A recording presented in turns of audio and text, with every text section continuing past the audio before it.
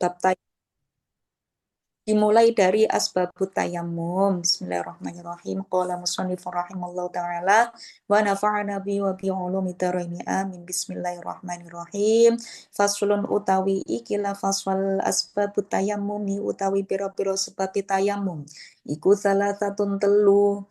Faqdul ma'i suci iku kesepen banyu wal mardulan loro wal ihtiyaju lan hajat utawa butuh ilahi maring banyu li'atsyi hayawanin maring banyu krana nggih ilaihi maring banyu li'atsyi hayawanin krana ngilangi krana ngelake hewan muhtaromin kang den mulyakaken ghairul muhtarami utawi hewan kang ora dimulyakaken iku sitatun 6 apa wae tariku sholati suci iku wong kang tinggal shalah wazani lan wong kang zina al muhsani zina muhson bebojo sing wis duwe bojo wal murtadu lan wong kang murtad wal kafir lan wong kang kafir al harbi bangsane kafir harbi wal kalbu lan asu al aquru kang galak wal khinziru lan celeng.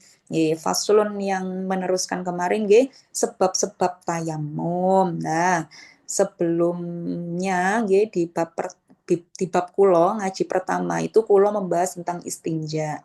Jadi istinja itu kan cewek nggih lah. Kalau niki sakniki sebab-sebabnya tayamum. Tayamum itu adalah badal dari wudhu. Jadi penggantine wudhu. Maka ketika tayamum niate nggih berbeda dengan wudhu. Kalau wudhu nawaitul wudhu'a li raf'il hadatsil asghari. Tapi kalau tayamum nawaitut tayamum listibahatis sholati. Tapi nek mboten saged cara Arab, gak apal gak iso gawe bahasa Arab, ndamel bahasa Jawa mboten napa-napa, ndamel bahasa Indonesia mboten napa-napa, saya niat tayamum ngoten nggih sampun sah. Nah, sakniki menjelaskan fasal tentang sebab-sebabnya tayamum. Kenapa sih kok diperbolehkan tayamum? Apa sih yang menyebabkan tayamum?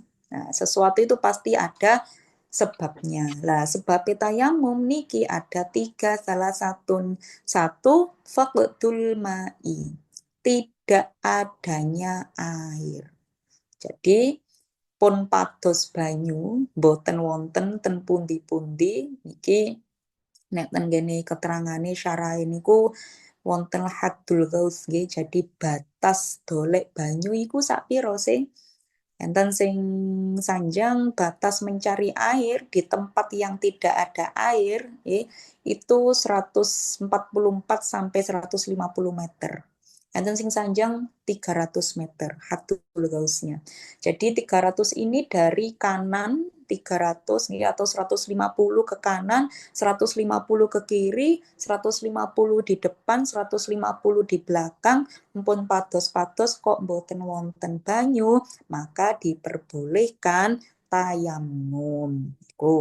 Mantun wonten sebab yang kedua wal marodu loro. Nah, loro niki sing nopo sing menyebabkan sampai oleh tayamum? Syarate loro ono syarate. Syarate nopo? Syarat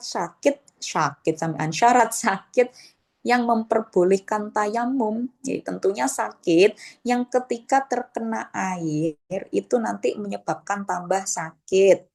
Misalkan sakit greges atau sakit flu, nggih, lek ketemu air tambah greges lah, atau bahkan enten sing sanjang sakit sing sampai membuat itu parah sampai ke merenggut nyawa seseorang. Lah ini wal marodu nggih ketentuannya niku wau sakit yang ketika nanti kena air itu makin menambah sakitnya.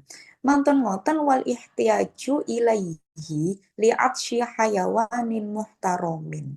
Kemudian ada air itu ada. Misalkan ada air 1 gelas yang itu cukup untuk wudhu.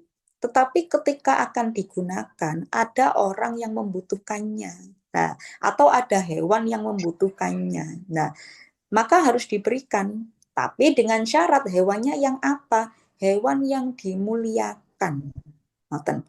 Napa mawon hewan yang dimuliakan nggih kucing nggih tutuk hewan-hewan sing mboten dimulyakno. Lah niki enten keterangan malih hewan yang tidak dimuliakan niku napa mawon ghairul muhtaram. Jadi hewan yang tidak dimuliakan niku enten sitatun 6. Sinten mawon atau napa mawon nggih. Karena hewan niku biasanya nggih apa mawon tapi ten gene mriki ternyata satu tarikus sholati. Orang yang meninggalkan sholat lho. Niki maksudnya pripun? Mosok wong iku dipadakno ambek kewan. Gara-gara tarikus sholat utawa orang yang tidak melakukan sholat atau orang yang meninggalkan sholat secara sengaja. Jadi tarikus sholat itu adalah orang yang meninggalkan sholat secara sengaja. Dene lek enten tiyang niki meninggalkan sholat tapi secara tidak sengaja, misalkan ketileman, mampir ngoten kelalen, wingi pun dijelasno nggih. Sudah atau belum nggih? Yang membuat lupa sholat niku nggih. Jadi yang tarikus sholat itu adalah sholat yang ditinggalkan secara sengaja, duduk karena keturun, duduk karena kelalen, karena deres terus, misalkan maghrib, okay? Misalkan asar, mari sholat asar, deres terus saking asyike deres, sampai maghrib lewat moro-moro adzan, adzan jam 7. Allahu Akbar, Allahu Akbar. Tibanan, loh, delok jam 7 berarti aku malah durung sembayang maghrib saking asyike lah niki tidak termasuk tarikus sholat karena tidak dalam keadaan sengaja atau ada udzur-udzur yang lain yang tidak memungkinkan untuk sholat. Sedangkan yang dikatakan tarikus sholat itu adalah orang yang meninggalkan sholat dengan sengaja. Loh, itu loh di dalam kitab niku diarani hayawanun ghairu muhtaramin. Jadi statusnya orang yang meninggalkan sholat secara sengaja itu sama dengan hewan yang tidak terhormat atau hewan yang tidak mulia. Tapi ada juga yang memaknai nggih, bahwa manusia itu kan termasuk hewan, hayawanun natik begitu. Jadi hewan yang diberikan akal. Jadi kalimat di sini bukan untuk merendahkan manusia, tetapi memang entene ngoten niku, ada yang mengatakan hayawanun natik niku manusia termasuk hewan yang berakal. Nah, lek hewan itu kalau hewan yang berakal itu tadi tidak melaksanakan sholat, maka menjadi hewan yang tidak dimuliakan. Ngoten yang kedua nggih, dari hayawan ghairu muhtaramin wazanil muhson. Orang yang berzina muhson. Zina niku wonten kali. Satu zina muhson, dua zina ghairu muhson. Zina yang muhson itu adalah zina yang dilakukan oleh orang yang sudah memiliki pasangan yang halal. Nggih, wong lanang selingkuh sampai ngelakoni zina. Niki zina sing hakikat nggih, bukan zina mata, zina ati, zina nopo, zina ati niku duwe selingkuhan seneng wong liya ngoten tapi disimpen tok nang nggone jero ati. Zina mripat delok wong ganteng liyane selain bojone kok seneng arep-arep dadi bojone wong iku dan lain sebagainya, kan zina mata ini. Tapi zina yang dimaksud di sini adalah zina yang hakikat. Zina yang dilakukan sampai pada masuknya kelamin laki-laki ke vagina perempuan. Nah, zina ini wonten kali zina muhson adalah zina yang dilakukan oleh seseorang yang sudah mempunyai pasangan halal. Ini kuau wong lanang selingkuh sampai melakukan hubungan seksual, kemudian perempuan yang selingkuh, naudzubillah sampai melakukan hubungan seksual. Lah ini kalau zina muhson itu kan wonten had hudud nggih. Nopo hududnya yakni rojam. Rojam itu niki menurut hukum Islam nggih. Menurut hukum Islam rojam itu dikubur separuh nggih dalam keadaan hidup-hidup. Manten ngoten dilempari dengan batu. Lah batu yang digunakan untuk melempar ini tidak besar dan juga tidak kecil, tapi yang sedengan. Yang nopo nggih, yang sedengan lah, medium. Medium stone. Jadi batu yang tidak terlalu besar dan tidak terlalu kecil. Gunanya untuk apa? Nggih, untuk memberikan efek jerah, cek ngrasakno loro, sampai lah ini dilempari batu ini sampai meninggal. Ini adalah hukuman untuk orang yang zina muhsan. Tapi meskipun hukum Islamnya seperti itu, ini tidak mudah kita gunakan. Makanya tenggeni Islam itu ada kompilasi hukum. Tenggeni Indonesia, nggih, di negara kita itu ada kompilasi hukum Islam. Yang mana orang yang berzina itu enten hukumannya sendiri-sendiri, tidak sampai dihukum rajam. Pada zaman Kanjeng Nabi, rojam itu juga cukup berat dilakukan. Contohnya harus ada saksi 4 dan melihat secara langsung perbuatan itu sampai melihat ngapunten kemaluannya itu masuk ke kemaluannya perempuan. Jadi itu syaratnya 4. Dan tidak boleh perempuan, harus laki-laki. 4 orang laki-laki yang melihat secara langsung. Sedangkan ada juga kejadian Kanjeng Nabi itu diwaduli wong ya enten lah madul. Kanjeng Nabi iki lho ngelakoni zina ngoten. Selain awakmu ana sapa maneh sing ndelok? Jawabe nggih mboten enten mek kula tok. Lah akhir kan didukani kali Kanjeng Nabi. Sampeyan niku lapo kok ndelok hal-hal sing maksiat koyo ngono iku. Mesti nih mripate sampeyan iku dilabur ya ambek pasir. Lah itu saking apa ya, saking adile Kanjeng Nabi. Jadi tidak mudah sekali hukuman rajam itu dilakukan, apalagi dilakukan di sini nggih. Itu nanti belum ada napa nggih ilat bahwa CCTV bisa nggak menggantikan saksi. Wah, itu kan ribet lagi urusannya dengan hukum pidana atau hudud niku wau nggih.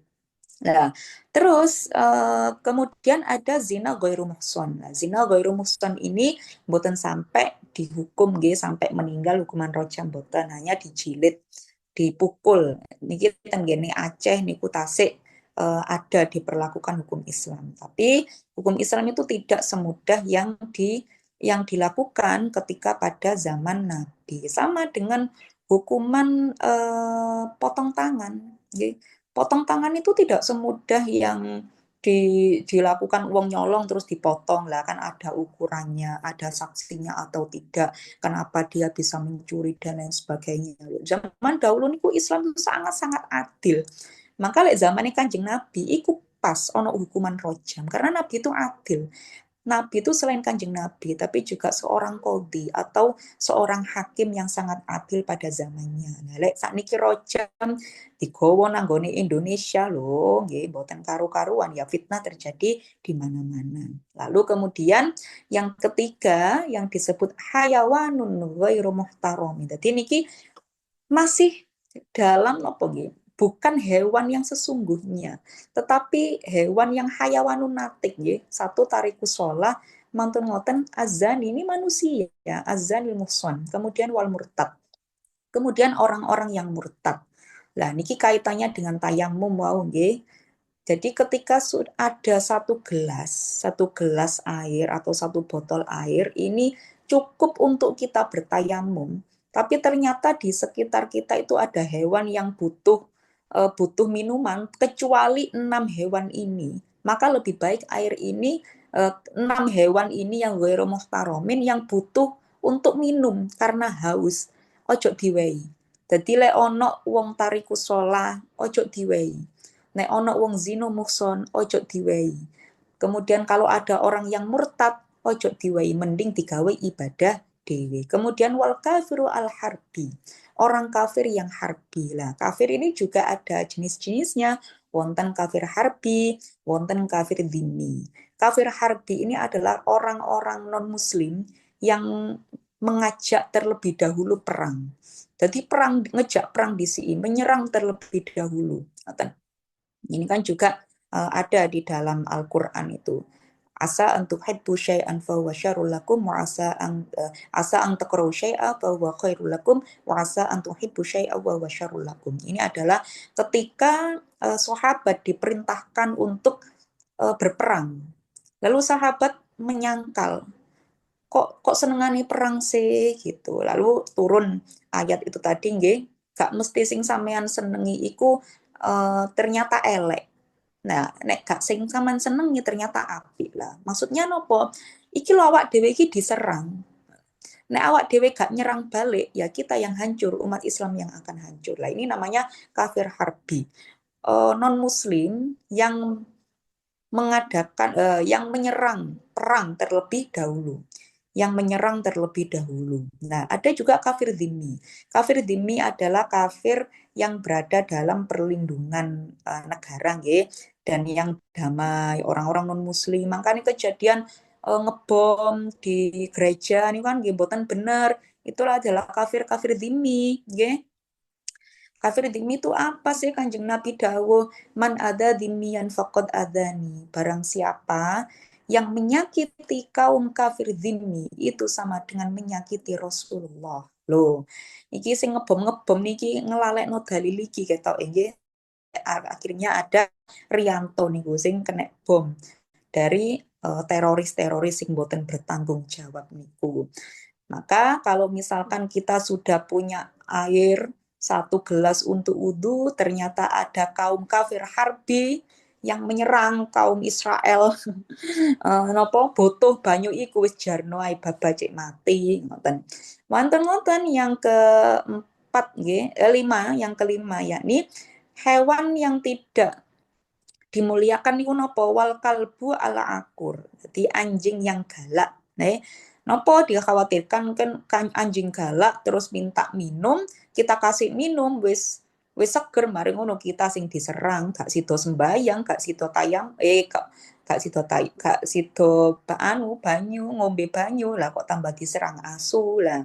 Maka ketika ada air, kemudian ada anjing galak, maka lebih baik kita gunakan untuk berwudu. Nek mboten enten kewan-kewan niki wau sing jenise 6, maka kita bertayamum.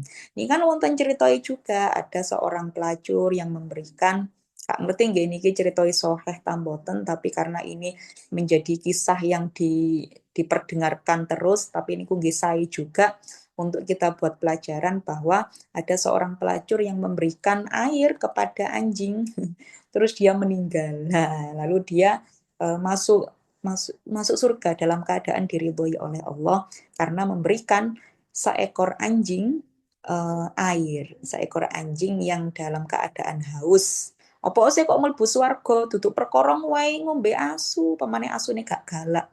Tapi perkara dia menganggap bahwa dia itu yang ada di dalam hatinya si pelacur kan begini. Anjing itu diciptakan dalam keadaan najis. Jadi dia lahir sudah dinas oleh Al-Quran, dia adalah najis. Sedangkan aku, al-waladu yaladu alal fitrah. Sedangkan aku ini menungso yang dimuliakan. Tapi kok ternyata aku ini melacurkan diriku dalam kegelapan. Maka anjing itu lebih baik daripada aku. Lah, kalimat niki wau lho sing dadekno pangeranku ridho tenggene pelacur niki wau sampai akhirnya oleh rahmati Allah isok mlebu swarga.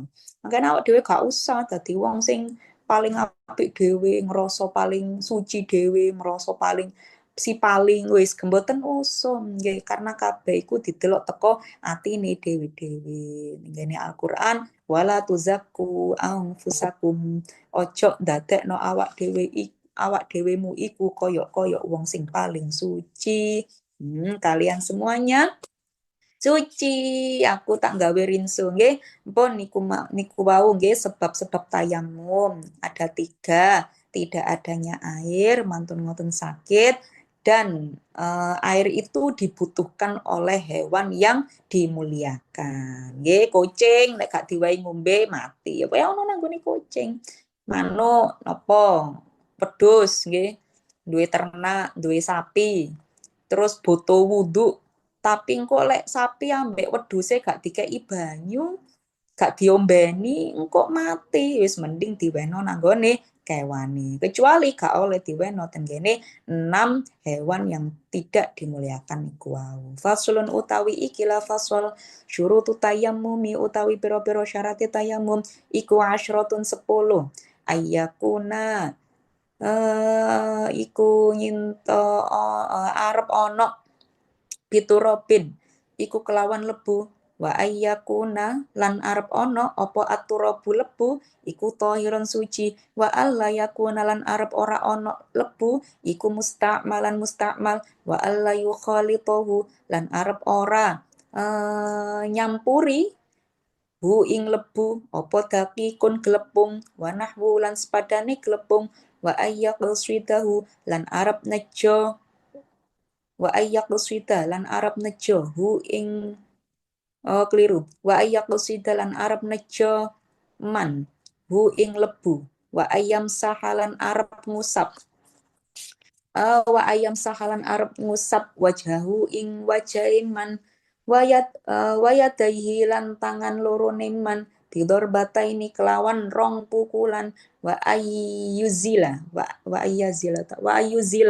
lan arep ngilangaken an najasata ing najis awalan ing dalam kawitane wa ayyajtai dalan arep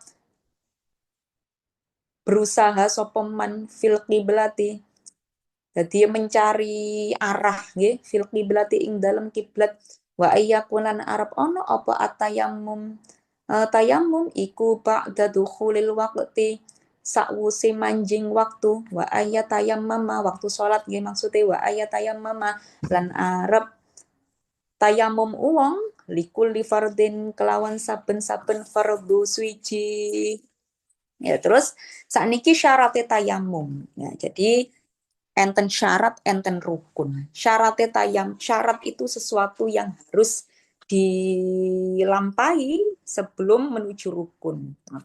Syarat tayamum itu ada asyrotun 10. Ayakuna biturabin. 1 itu harus dengan menggunakan debu. Wa ayakuna at-turabu tohiron. Kemudian debunya juga suci. Wa alla yakuna musta'malan dan kemudian debu itu tadi tidak mustakmal. Jadi debu yang dimaksud ten gene mriki niku nggih debu nggih bledug. Jadi koyok misale lho, Adek mboten pareng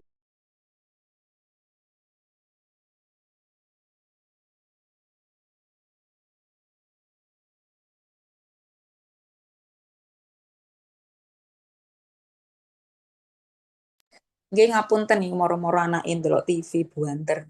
Nggih niki debu yang dimaksud niku adalah debu sing sampai ketok bledug nggih. Jadi kalau kita bertayamum di tembok niki mboten saged.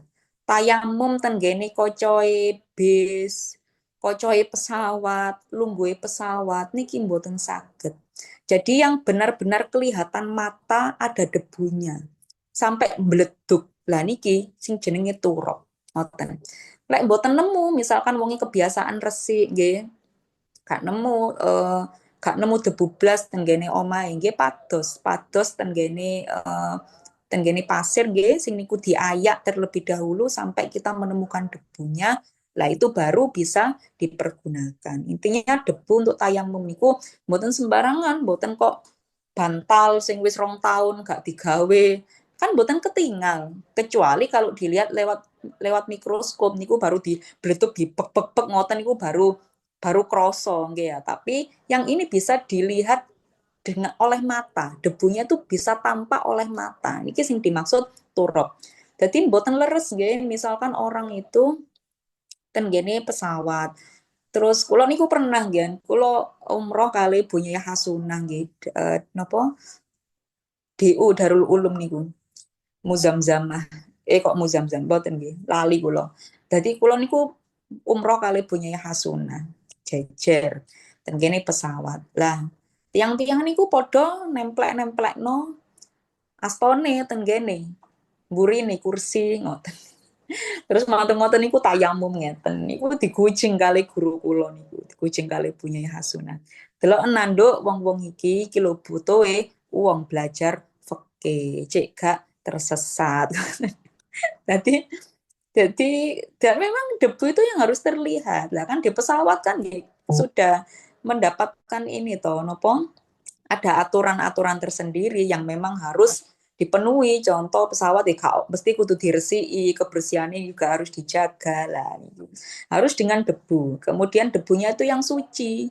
Mboten debu sing mari diide-ide, debu sing misalnya tonggo ngarep omah, ngoten iku bangun omah, terus napa ngedukno pasir, terus gak nemu banyu, terus sampean jupuk ae banyu napa tanahe, terus diayak, gak ngerti nek mantun dipipisi kucing, dingengeki kucing. Lah kan ini kita tidak tahu. Makanya kita harus memastikan bahwa debunya itu debu yang sampai meleduk, sampai terlihat oleh mata. Kemudian tidak boleh yang mustakmal, artinya sak mantune didamel. Kalau wudhu itu ada yang air wudhu itu ada yang mustakmal, nggih, air yang digunakan bekas, misalkan mantun wudhu kan bekasnya air wudhu itu kan mustakmal, atau yang tidak sampai 2 kolah, terus kita mendatangi air, bukan air yang mendatangi kita, itu kan jadinya mustakmal. Nah ternyata di tayamum itu juga ada debu yang mustakmal, misalkan sudah dipakai, nggih, dipakai untuk satu pembasuhan muka, terus kita ambil satu lagi untuk basuh tangan. Lah ini namanya mustakmal, boten pareng, harus mencari debu yang lain. Kemudian wa alla yukhalitahu daqiqun. Nah, debunya ini harus murni. Duduk kecampuran susu atau damel tepung. Lah niki mboten saged nggih. Mboten saged didamel tayamum. Artinya wis gak ono iki wis kan tepung kan meh padha kali tepung meh padha kali debu. Wis gawe tepung ae, oh gawe susu denko ae wis meh padha. Nggih susu SGM wis padha ambek debu bentuke mboten ngoten. Lah ini tidak bisa. Wanahu atau sepadani glepung atau yang hampir sama lah teksturnya dengan tepung niki mboten pareng atau kecampuran juga tidak boleh. Misalkan pasir sudah ada debu ternyata kecampuran nopo uya kecampuran gendis lah niki mboten pareng. Kemudian wa ayyam saha wajhahu wa yadayhi bidarbataini. Kemudian membasuh kedua tangan kedua tangan di wajah dulu, membasuh wajah dan juga kedua tangan dengan 2 kali pukulan. Maksudnya 2 kali pukulan niku yo nopo? Jadi maksudnya ngeten iki nggih. Misale, nah misale niki nampan nggih, niki ketok agak sih wajahnya. Niki misale nampan. Mantun ngoten di niki. Lah niki nampan nggih. Lah mantun ngoten kan di ngeten. Ini satu, satu nggih, ngeten. Mantun ngoten, mantun di ngeten, mantun ngoten dipukulkan ngeten. Lah ini dorbata ini 2, baru diusapkan ke wajah ngeten. Lah diutamakan dari atas dulu. Bagian atas baru ngeten. Nah, niku maksudnya fidor bata ini. Kemudian wa ayyuzila an-najasata awalan. Lalu kemudian menghilangkan terlebih dahulu najis yang ada lah. Jadi sama dengan wudhu, nggih. Jadi sebelum wudhu kan harus dibersihkan terlebih dahulu. Ono make up, ono kena stipo, kena cat niki dihilangkan terlebih dahulu. Nah, baru kemudian tayamum. Kemudian wa ayyajtahida fil qiblat. Langsung berusaha untuk mencari arah kiblat terlebih dahulu. Karena kan tayamum itu untuk 1 kali fardu, nggih. Tayamum itu untuk 1 kali sholat fardu dan beberapa sholat sunnah. Jadi karena waktunya itu mepet gitu, dan nanti ada kelanjutannya gitu. Jadi usahakan mencari arah kiblat terlebih dahulu. Misalkan di negara orang gitu, di padang pasir kita di padang pasir mantun-mantun niku kita tayamum dhisik. Marung lagi sholat dolek arah kiblat. Lah ini kan nanti keburu berhadas dan lain sebagainya. Maka harus cari kiblat terlebih dahulu, tempat untuk sholat terlebih dahulu. Setelah itu baru tayamum. Nah, wis tayamum baru langsung bisa melaksanakan sholat karena sholat yang dengan bersuci dengan melalui tayamum itu hanya untuk 1 kali rukun. Kemudian wa ayyakuna at-tayammum ba'da dukhulil waqti. Kemudian tayamum ini harus setelah masuk waktu sholat. Jadi mboten pareng. Jam 11 tak tayamum dhisik ambek ngenteni zuhur engko jam 12 mboten pareng. Adzan zuhur dhisik baru wis adzan gak ono banyu, baru kita melakukan tayamum. Bon. Mantun ngoten wa ayat tayammum likulli fardin. Lah niki wau, tayamum adalah untuk satu fardu, tapi boleh untuk beberapa sunnah. Nggak mboten pareng. Salat fardu nggih, misalkan tayamum. Mantun ngoten salat sunah qobliyah, mantun ngoten salat duhur, kemudian ba'diyah. Mantun ngoten ngenteni asar, mesisan sembahyang asar mboten pareng. Harus bertayamum lagi selagi masih belum ada air. Faslun utawi ikilah fasol furudu tayamumi utawi pira-pira fardune tayamum lah. Sak mantune syarat iku mesti langsung tenggene rukun atau fardu. Lah fardune tayamum niku napa mawon enten khamsatun lima al awalu naqlu turabi. Utawi kang dengen iku ngelih lebu. Nah, memindahkan debu. Maksudnya yok nopo ada kesengajaan. Jadi ada kosdun, ada kesengajaan kita memindah debu. Jadi gak oleh kita iku misalkan nggih ngadeg tenggene pinggire dalan. Lah kan debune kuwatah niki. Debune kuwatah. Mantun ngoten ana bis liwat. Weng. Lah debune kan berhamburan. Ngeneki wajah awak dhewe. Ah, mesisan diniati tayamum lah niki mboten saged. Jadi memang harus dipindahkan nggih. Memang niat nggih dolek debune dhisik manut ngoten niat memindahkan debu. Nah, ngoten iki maksude naklut turab. Kemudian asani utawi kang kaping pindho an niatun niat. Kemudian setelah memindah debu niku wau nggih ada niatan untuk memindah debu, kemudian niat. Nah, di niat niku sing kula jelasaken nawa itu tayamum listibar hati sholati atau nggih basa Jawa Kak Popo. Asalisu utawi kang kaping telu iku mashul wajhi. Kemudian yang ketiga adalah membasuh wajah. Jadi mpun nggih naklu turab ngeten terus manten ngoten niku bidor bataini ngeten nonton-nonton ngusap wajah. Nah, ngeten. Nah, wajah dhisik nggih. Kalau oleh diwur-wur ngeten. Nah, ngeten. Sami nggih ketika wajah itu ada make up. Niki sami mawon lho nggih, tetap dibersihkan. Jadi tetap mawon debu ataupun nopo air itu tetap kita harus menghilangkan terlebih dahulu yang menempel di badan kita, ngoten. Kemudian Ar-Rabi'u mashul yadaini. Ar-Rabi'u utawi kang kaping papat iku mashul yadaini ngusap tangan loro lah. Cara ngusapnya kan kanan dulu ya. Kemudian setelah itu kita tempelkan lagi, kemudian digedrok-gedrok, manten ngoten baru niki. Nah niki. Oh nggih, lek gawe cincin, nek damel gelang dicoplok dhisik. Karena kalau wudhu itu kan bisa masuk airnya. Tapi kalau debu tidak bisa.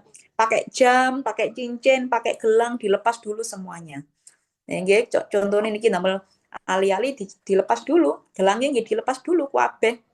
Nah, baru niki ngeten ditempel, manten-manten ditempel teng kene mriki, stret nggih. Lah, niki ngeten, manten-manten diwalik nggih sampai siku-siku. Lah niki jempol niki damel blokir. Stret pun sah. Niki ojo sampai kedemok nggih. Karena niki jagane ngresiki sing kiri. Lah diutamakan tak dimulyum nang nggih, dhisikno kanan dhisik. Terus niku wau di ngeten terus ngeten ngeten. Nah, ngeten. Nah, terus di niki syaratnya. Semanten balik niki pun ngeten. Nah, ampun. Sudah cuma dua mawon. Apa saya tayamum minggu komek loro wajah ambek sikil tok gak koyo nopo wudhu ambek air gitu. Karena nggih pada umumnya manusia itu nggak suka debu itu ditaruh di atas kepala. Apa kok sikil iku gak kudu sing dibasuh atau diusap ketika tayamum? Ya karena kaki wis terbiasa kena tanah, kena debu ngoten kan. Umumnya menungso iku gak seneng wajahe kena debu, tangannya kena debu itu kan sangat-sangat dihindarkan. Oh nggih, tadi nggih belum kula sampaikan juga ketika napa menekan debu niku wau, usahakan minimalis debu yang ada di tangan niku wau. Jadi bisa ditiup atau didorbatai ini niku wau dikepuk-kepuk ngeten iki. Jadi ojo sampai wakeh terus akhirnya sampai penuh tenggene wajah kita iki adalah koyok kerupuk upil iku sing goreng ngambek pasir nggih. Jadi diminimalisirkan debunya yang ada di tangan setelah kita tekan niku wau. Kemudian maskul yadaini ilal mirfaqaini nggih sampai niki wau siku-siku al khamisu at-tartibu. Lala Imam Syafi'i niku memang harus tertib bainal mashataini di antaranya pengusap keduanya. Jadi harus tertib, harus wajah dulu, kemudian baru tangan. Nggak boleh setelah niat baru tangan dhisik wis sing angel lah. Kemudian wajah lah, ini tidak boleh. Mantun ngoten faslun utawi ikilah fasol mubtila tutayamumi utawi pira-pira kang batalaken tayamum iku salah satu telu. Ma abqalal wudu iswiji iku barang kang batalaken wudu. Waridatulan murtad watawahumu lan nyongko opo nyongko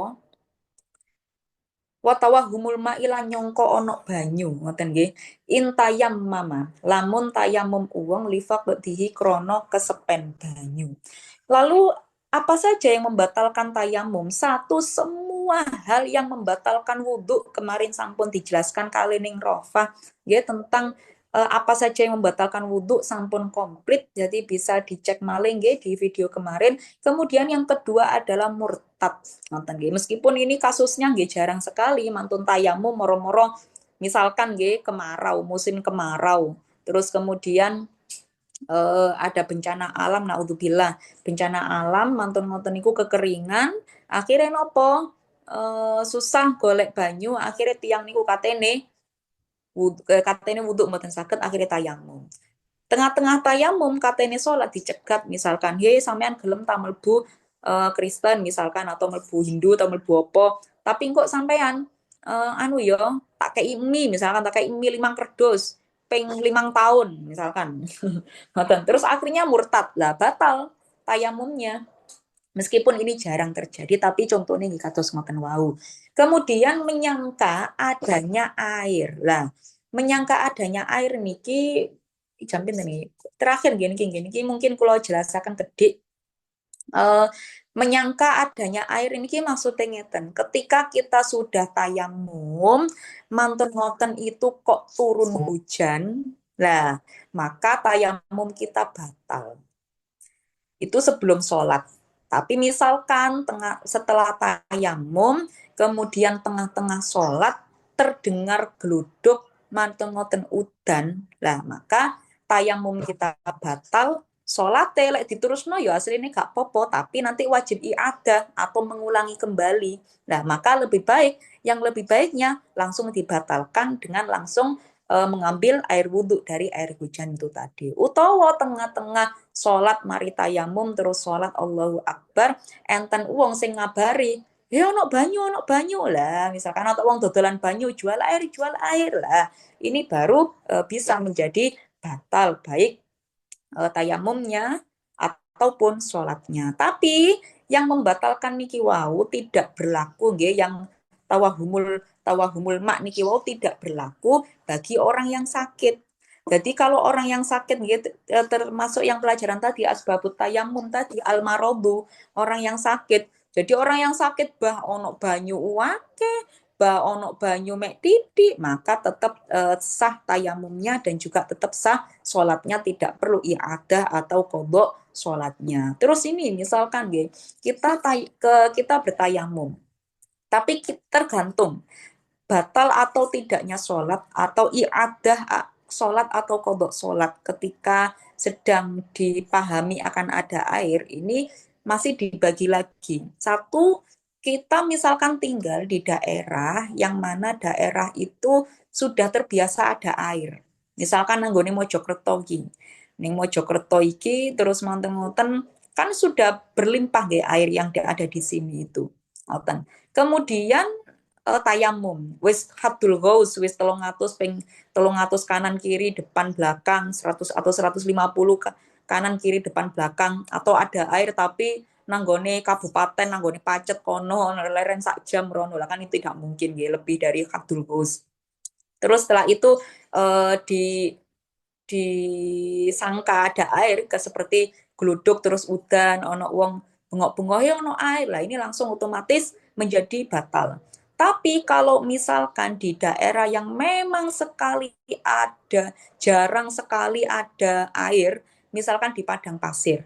Nah, terus kemudian dia sholat nih, dia tayamum, kemudian dia wudhu, kemudian tengah-tengah ada orang yang menjual air misalkan. Lah ini tidak menjadi batal.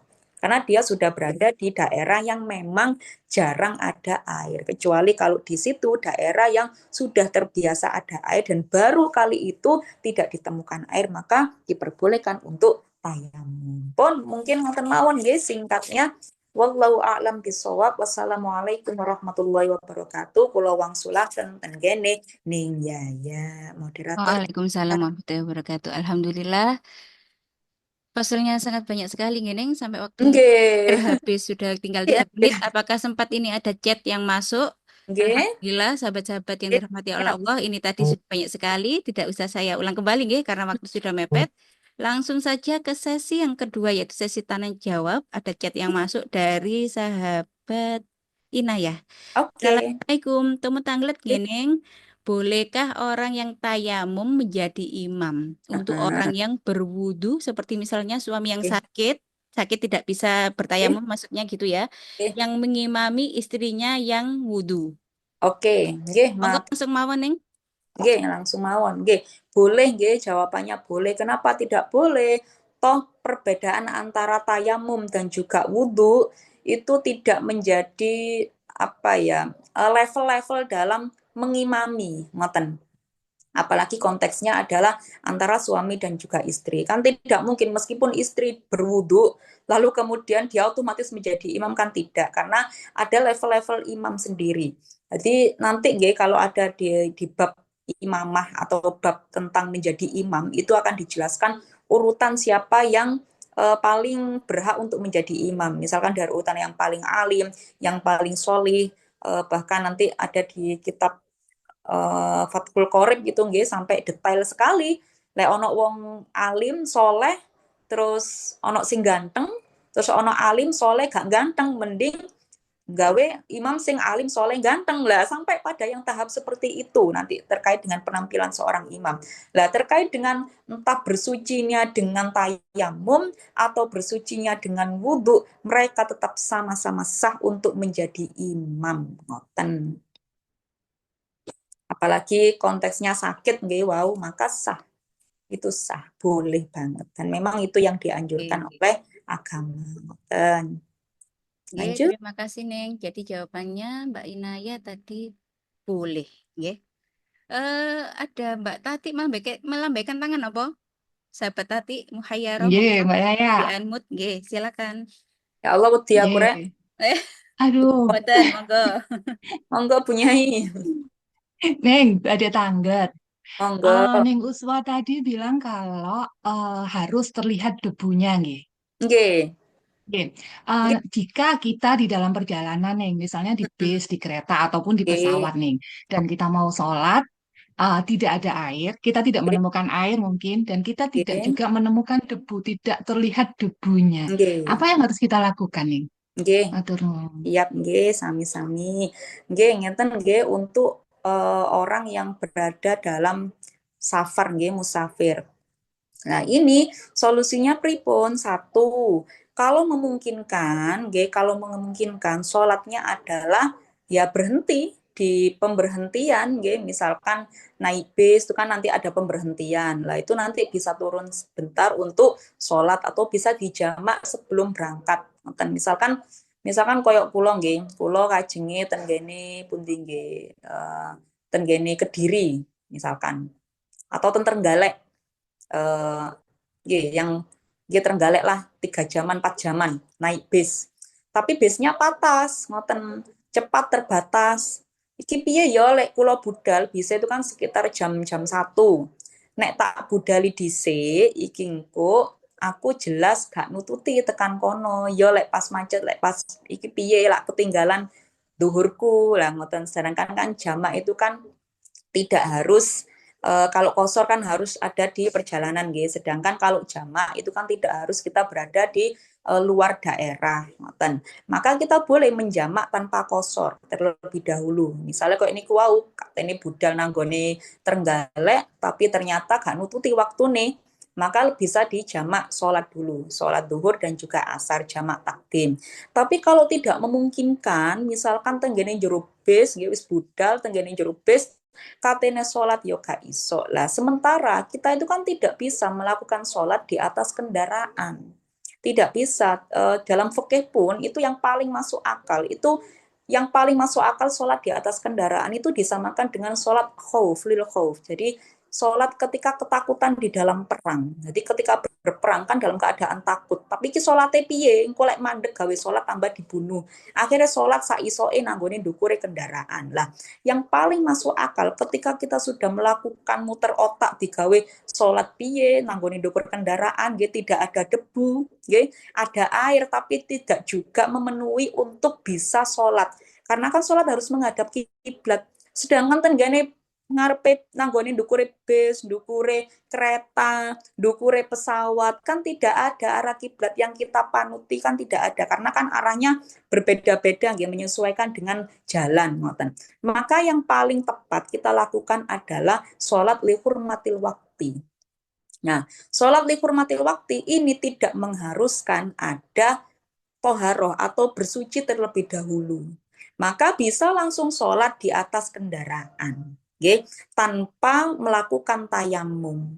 Makanya kula wau didhawuhi kali bunyai kula, bunyai Hasun adelok nanduk wong-wong kae lapo kok ditempelek-tempelekno nanggone mburine pesawat. Lah kan tidak kelihatan debunya, tidak bisa untuk digunakan berwudu. Nah, kalaupun misalkan di dalam kereta, misalkan kemudian di dalam bis itu ada kamar mandi dan ada air yang cukup untuk berwudu, nggih sami mawon tidak bisa melaksanakan sholat fardu di atas kendaraan. Maka yang paling diperbolehkan oleh madhabuna Imam Syafi'i adalah sholat li hormatil wakti. Dadipun angger sholat mawon kali lungguh nggih, terus marang ngoten niku ndingkluk ketika sujud iku agak merunduk juga. Nah, setelah itu, setelah sampai ke tempat tujuan, baru i'adah. Artinya apa? Sholat tadi itu bukan hanya menggugurkan kewajiban, tapi tidak sah sholatnya. Jadi harus sholat lagi, mengkodok sholat yang ditinggalkan selama di dalam perjalanan.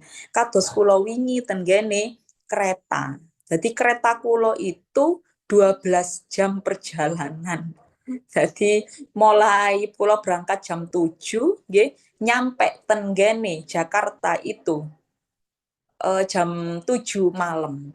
Nah, akhirnya nopo? Bisa dijamak yang maghrib dan isya. Tetapi harus mengkodok duhur dan juga asar. Meskipun kulo di atas kereta tadi sudah sholat li hurmatil wakti. Dan sholat li hurmatil wakti tidak memerlukan bersuci terlebih dahulu. Dados ngoten. Nggih. Kalau sholat Nggih, nggih. kendaraan itu tidak perlu bertayamum terlebih dahulu karena tidak disyaratkan untuk bersuci ngoten. Terus langsung mawon sholat li hurmatil wakti ngoten. Lek wis teko ten ngene tujuane baru dikoboki ngoten. Oh, nggih. Nggih, matur nuwun, Neng. Sami-sami. Sampun langsung mawon karena sudah 17.05. Ngapunten Nggih. langsung kula tutup nggih ning Ngeswa nggih. Siap Ya gene. napa?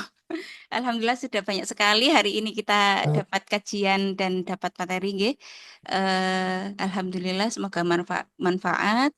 Mari kita tutup dengan doa kafaratul majlis. Subhanakallahumma wa bihamdika asyhadu an la ilaha illa anta astaghfiruka wa atubu ilaik. Assalamualaikum warahmatullahi wabarakatuh. Waalaikumsalam warahmatullahi wabarakatuh. Selamat ngabuburit, monggo war takjil. Nggih.